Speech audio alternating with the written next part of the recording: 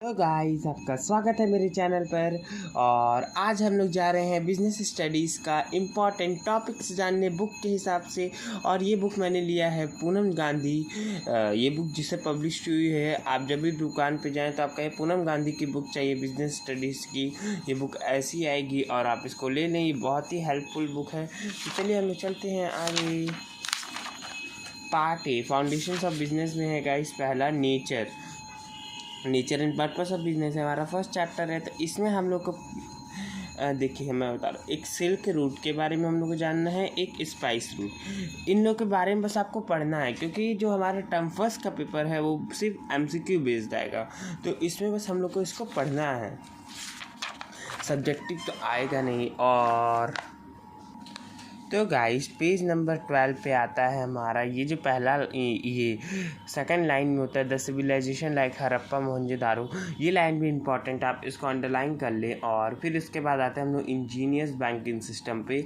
ये आपकी main topics हैं, ये है एक। और आपको ये ज़रूर पढ़ना है इसके फंक्शंस, क्योंकि ये सब आपके MCQ में बहुत अच्छे से पूछे जा सकते हैं। और हम लोग जब आते हैं राइज ऑफ इंटरमीडिएरीज भी इम्पॉर्टेंट है। ट्रांसपोर्ट अगर पढ़ना चाहता आप पढ़ सकते हैं, लेकिन ये उतना इम्पॉर्टेंट टॉपिक नहीं है। बस आप इतना जाने कि ट्रांसपोर्ट में लैंड ट्रांसपोर्ट होता है एंड वाटर वे ट्रांसपोर्ट होते हैं।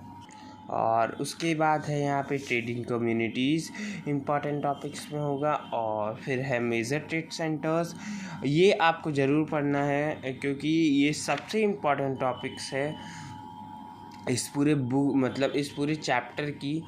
इसको बस आप पढ़िएगा, इसको रटने की कोशिश मत करिएगा, क्योंकि ये बहुत ज़्यादा ही टफ़ लैंग्वेज में इस बुक में नहीं लिखा है। लेकिन हाँ, आप इसको पढ़ेंगे आपकी भी नॉलेज बढ़ेगी। और जो MCQ क्वेश्चंस आते हैं वो इसी के बेस पे जो आपके बिजनेस से पहले हैं चैप्टर नेचर ऑफ बिजनेस पे, तो ये इसी से मेन आते हैं वो लोग। और एक हुंडी वाले से आते हैं। और ये आपको ज़रूर पढ़ना है, major exports and imports. Page number 16 पे उतना कुछ टफ नहीं है। बिजनेस कॉन्सेप्ट, यहाँ से मेन चैप्टर हमारा स्टार्ट होता है। तो इसमें हम लोग को पहले ये सब आप पढ़ना चाहे तो पढ़िएगा, नहीं तो मत पढ़िएगा, मैं बोल रहा हूँ। सीधे आप पढ़िएगा इसका distinction between business profession and employment, क्योंकि गाइस जो बात इसमें लिखी है और इस पेज में लिखी है वही पूरी बात उठा के इसमें लिखी है। और इसमें थोड़ा सा बढ़िया से समझाया गया है। उसमें जैसे एक एक लाइन लिख दिया गया है, तो वो बहुत बच्चे को समझ में नहीं आएगी। लेकिन अगर आप इससे करते हैं तो ये बहुत ही इजी लैंग्वेज में लिखी है और बहुत आराम से हर बच्चों को समझ में आएगी। तो आप ज़रूर बस इस पे फोकस मारें, क्योंकि ये जब भी इससे क्वेश्चन आता है तो वो डिस्टिंग्विश बिटवीन का ही आता है। और इसमें देखिए, जैसे मैं आपको एक एग्ज़ाम्पल देता हूँ। जैसे इसमें लिखा है बिजनेस में कॉमन्स विद डिसीजन एंटरप्रेन्योर, और जैसे ये सबकी डेफिनेशंस लिखी है ना।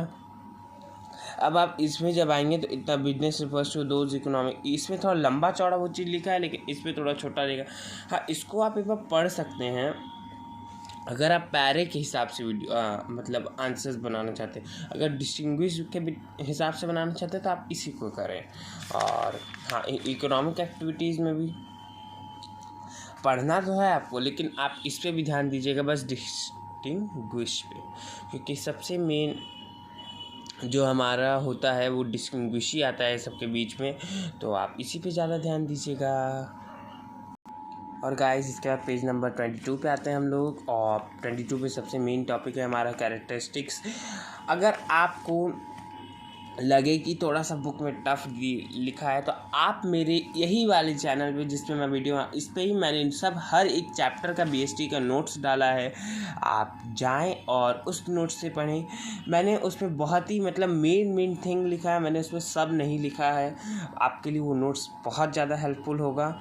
जैसे इसमें जैसे ये सब लिखा है dealing on goods and services regular basis, जो जैसे मुझे लगा कि नहीं इसको लर्न करने में टफ़ होगा बच्चों के लिए, तो मैं उस टॉपिक को ही नहीं हटा दिया हूँ। और जो जैसे इकोनॉमिक एक्टिविटी ये सब तो सबको पता रहता है, इसलिए मैंने ये टॉपिक रखा था।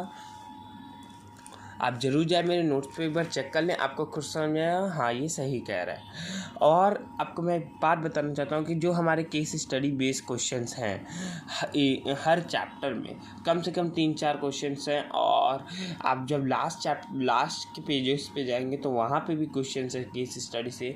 आप ज़रूर केस स्टडी का क्वेश्चन करिए, क्योंकि पिछली बारी से बेसिक का वो आया था जिसमें केस स्टडी क्वेश्चंस आएंगे। तो आपको फिर से बताता हूँ केस स्टडी क्वेश्चंस अगर आप मतलब पढ़े होंगे कुछ भी तो आप बहुत ही आसानी से इसका जवाब दे सकते हैं। तो चलते हैं हम लोग, और ऑब्जेक्टिव्स में आता है गाइज मल्टीपल ऑब्जेक्टिव्स। तो बस आपको इसमें economic objective and social objectives he cover करना है, सब ऑब्जेक्टिव नहीं कवर करना है, क्योंकि ज़्यादा मेन क्वेश्चंस इन्हीं दो से आते हैं। ह्यूमन और पर्सनल ऑब्जेक्टिव्स उतना खास नहीं है, लेकिन हाँ हम लोग थोड़ी नॉलेज तो सबके बारे में जानना चाहेंगे। तो इकोनॉमिक ऑब्जेक्टिव में क्या आता है, ये दोनों तो आप अच्छे से पढ़ लेंगे, अगर मेरे नोट से पढ़ेंगे तो आपको और इजी होगा। लेकिन हाँ जो पर्सनल ऑब्जेक्टिव है गाइस उसको थोड़ा सा आप लोग इधर से पढ़ लें कि आपको मतलब एक को आइडिया रहे, अगर पेपर में आता भी है तो क्या लिखना है। लेकिन हाँ इतना जानता हूँ मैं कि ये क्वेश्चंस नहीं आते हैं, ये आपके जो है मतलब टॉपिक्स नहीं आते हैं। और अब आते हैं हम लोग रोल तो आपको सब पढ़ना है, role of profit in business.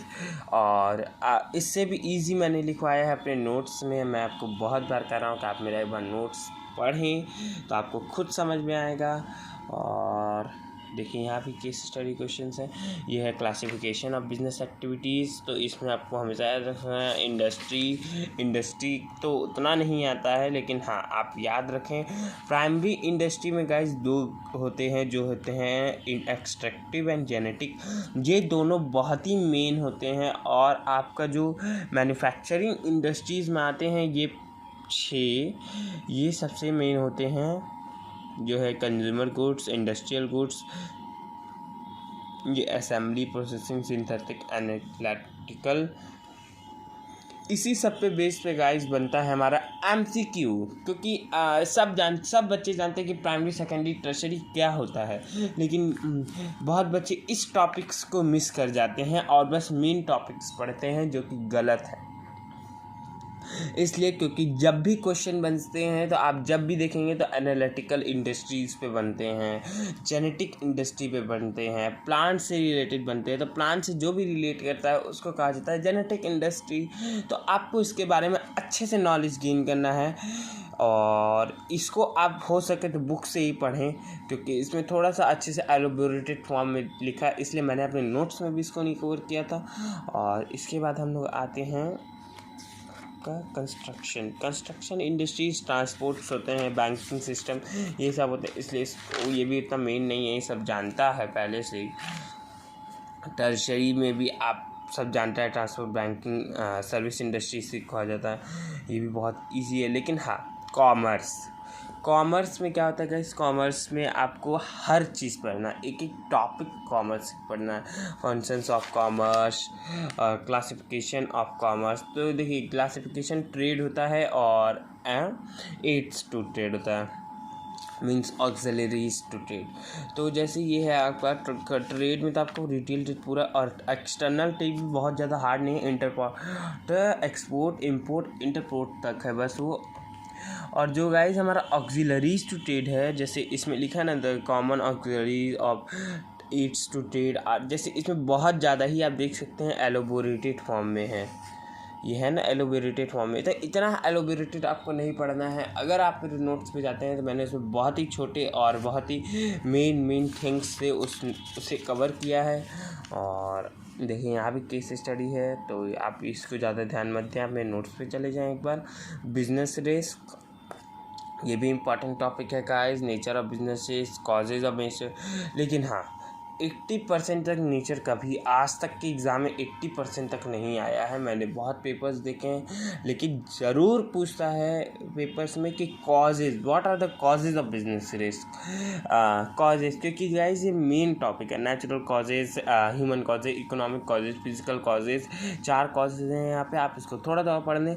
हाँ इसको आप पढ़ सकते हैं अपनी नॉलेज के लिए, तो आप ज़रूर पढ़ें इसको भी। लेकिन मैं ये नहीं कह रहा हूँ कि आप एकदम मत पढ़िए, वो नहीं, हाँ पढ़ सकते हैं कभी कभी। मतलब टीचर्स भी होते हैं कि जो टॉपिक आज तक नहीं दिए वही टॉपिक देते हैं, तो आप मतलब ज़्यादा फोकस भी मार सकते हैं। लेकिन हाँ इतना श्योर हूँ गाइस कि ये 80% आज तक के पेपर में, तो मैंने आज तक मतलब बहुत कम ही पेपर में क्वेश्चंस देखे हैं, लेकिन सबसे ज़्यादा क्वेश्चन बिजनेस रिस्क का आता है। तो what are the causes of business risk, तो आप कॉजेज ज़रूर ज़्यादा ध्यान दीजिएगा। और इसी के हिसाब से हमारा जो चैप्टर है वो ख़त्म हो चुका है। और मैं आपको एक बार बता दूं, देखिए मैंने सही, हाँ फिजिकल सही बोला। और ये पूरा क्विक रिवीजन है इस बुक में, अच्छे से एक एक चीज़ इस बुक में दी है, आप देख सकते हैं। और ये देखिए इस बुक की सबसे ख़ास बात मुझे जो लगी वो है आपका चार्ट दिया है इसमें, देख सकते हैं चार्ट। सबसे ख़ास बात गाइस इस बुक की है कि इसमें चार्ट दिया है, और यहाँ पे MCQ क्वेश्चंस हैं, यहाँ पे वेरी शॉर्ट आंसर क्वेश्चंस हैं। और ये देखिए जो मैं केस स्टडीज़ की बात कर रहा था, देखिए यहाँ पे एक से एक केस स्टडीज़ की बात हुई है। यहाँ पे आप देख सकते हैं जितना भी चैप्टर से केस स्टडीज़ बनेगा गाइस उतनी ही मतलब यहाँ पे क्वेश्चंस हैं। और ये हैं हमारे NCERT के क्वेश्चंस, और यहाँ से, और ये है हमारा टेस्ट योरसेल्फ। तो हमारा ये पूरा जो भी चैप्टर है वो यहीं पे ख़त्म होता है गाइस। अगर आपको मेरी वीडियो पसंद आए तो प्लीज़ मेरे चैनल को सब्सक्राइब करिएगा, मेरे वीडियो को लाइक करिएगा, और इसको अपने दोस्तों के साथ शेयर करिएगा। और अभी इसके बाद हमारी टेस्ट की सीरीज़ भी चालू होगी। अगर आप लोग वो भी चाहते हैं तो आप लोग प्लीज़ कमेंट करिएगा, वो भी जल्दी ही चालू हो जाएगी, इम्पॉर्टेंट क्वेश्चंस की हर एक चैप्टर से BST से। तो मैं इस वीडियो के ही एंड करता हूँ। Thank you for watching.